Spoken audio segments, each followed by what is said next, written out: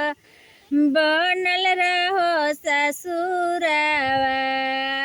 ऐसन बरवा दिहत भोले बाबा सजल रहे सिंदूरवा ऐसन बरवा दिहत भोले बाबा सजल रहे सिंदूरवा नैहर में मांगे भाई रे भतीजवा ससुर में लहुरा देवरवा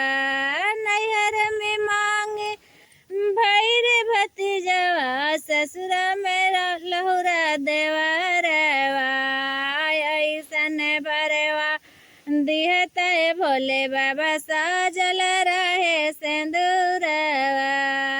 ऐसन बरवा दिहत भोले बाबा सजल रहे सिंदूरवा बनल रहे नैहरवा भोले बाबा बनल रहे ससुरवा बनल रहे नैहरवा भोले बाबा बनल रहे ससुरवा ऐसन बरवा दिहत भोले बाबा सजल रहे सिंदूरवा ऐसन बरवा दिहत भोले बाबा सजल रहे सिंदूरवा राम जैसन पति मांगे कुश जैसन ललनवा ऐसन बरवा दिहत भोले बाबा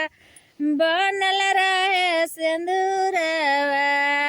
ऐसन बरवा दिहत भोले बाबा